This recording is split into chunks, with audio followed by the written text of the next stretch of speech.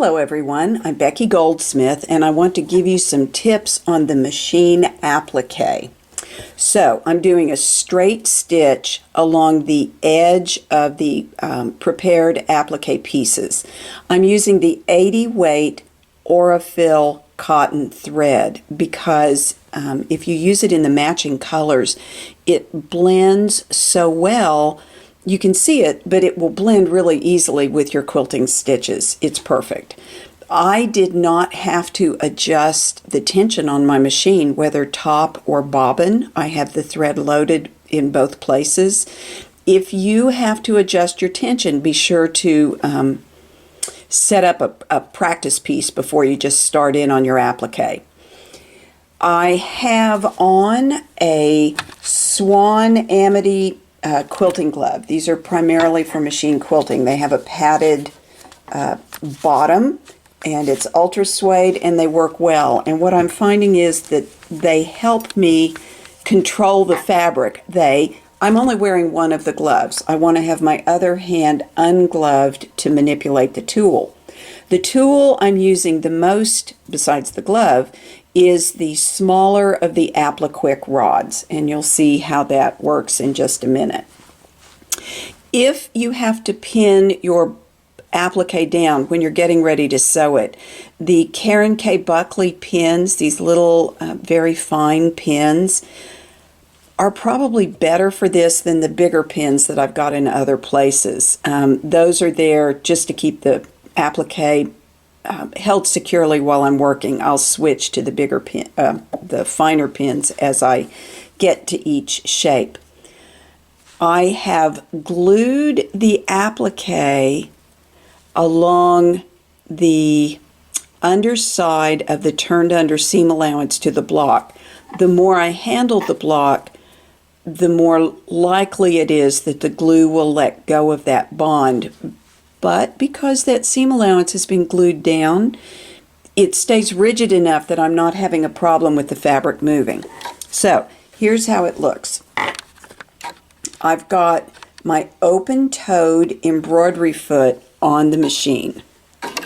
And let me get it in position here. I'm going to move over just a bit.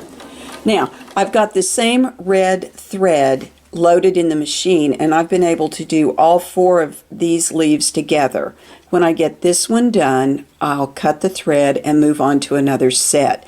But I just sewed from one to the next to get to here. Those stitches will be covered by the circle when I get to that part.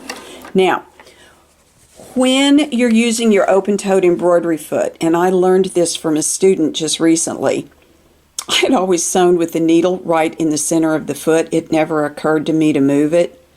Well, as long as you have the more open throat plate underneath, you can move your needle to the right. Now, I didn't move it all the way to the right. It's on my machine, it's over just a little bit, but you can see that as I sew,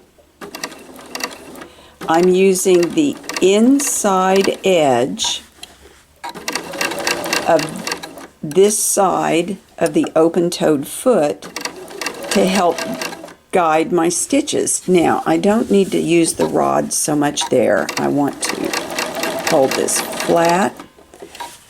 And I have a knee lift on my machine, so I'm able to lift up without moving my hands. Now, when you get to the point, that's where you especially need this tool. What I want to do is take short stitches and keep your rod away from the action of the needle. But the rod helps hold that point down because otherwise when the needle goes up, it would pull the fabric with it. So now I'm going to hold it down. Sometimes, if you've sewn far enough, the end of the point will get stopped by this part of the foot. If that's the case, you can needle up and then move the point where you need it to be so that it'll sew. And oh, I'm glad that did that there. See how I just almost didn't catch that? You know what I'm going to do? Because this thread is so fine, I'm going to just change where that stitch went, just the tiniest little bit. Okay, lastly, you notice how I can sew with these pins here, and the pins are not lifting up the edge of the presser foot and distorting the piece. That's why the fine pins are very nice for this machine applique. All right, I will come back to you in just a little bit and show you how to do the inner points. I'm back and I'm about to sew the inner point on the frond. The problem with this, you know, is that when you get up here, there's almost no seam allowance. So when I get to about there, I'm going to stop and turn on. I'm going to raise my needle, and I'm going to turn on my little bitty narrow zigzag. And I'm going to carefully, I'm going to lift that up, and I want to move that over just a hair.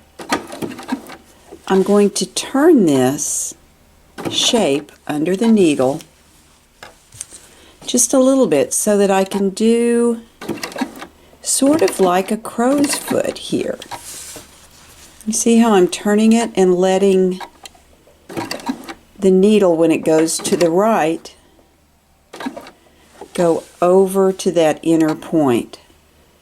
Now I want to raise this up and pull that just a little bit this way. And now I want to go this way.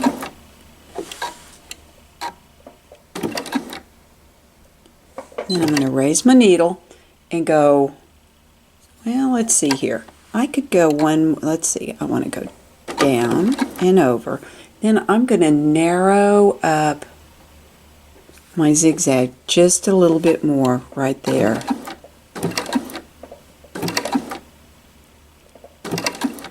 That's probably enough.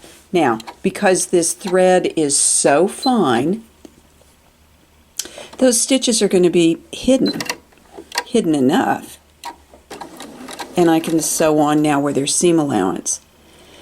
I didn't say earlier, but I'm using not a thick needle. I'm using a 7010 top stitch needle here. It's one of Superior's titanium coated needles. I really like it for this. I could maybe use a finer needle, but truthfully, I don't have another one in the drawer, so I'm using this one. What other news? Oh, I know, the other thing. My machine is not eating the machine applique. It's not getting sucked into the throat plate. If that's happening to you, a very quick and simple fix for that is to take a piece of regular gift wrap tissue paper and tear a piece that's about the size of whatever it is you want to sew. You don't have to glue it to it. You don't have to do anything to it. You can slide that underneath, and that tissue paper will prevent the fabric from being eaten by the machine. I thought I was going to have to use it on all of these, but I'm not having to, and I think it's because the glue is making the edge of the applique rigid enough that it doesn't get sucked into the machine. Now, if you do use the tissue paper, I would strongly suggest that you sew a piece, take the tissue paper off, and then repeat as long as you need to. Tissue paper is cheap, and it's much easier to remove if you've just sewn one shape to it, rather than if you've sewn a whole bunch. It just shreds it underneath, and it's a big mess to take off. So, those are my machine applique tips. I hope you enjoy this technique. I think it's really nice because it is so fast. I still am a hand appliquer at heart, but you know, there's sometimes when speed counts, and for those times, and for those of you who just prefer to sew on the machine, this is a really nice way to do it. So, enjoy your sewing. Thank you for watching.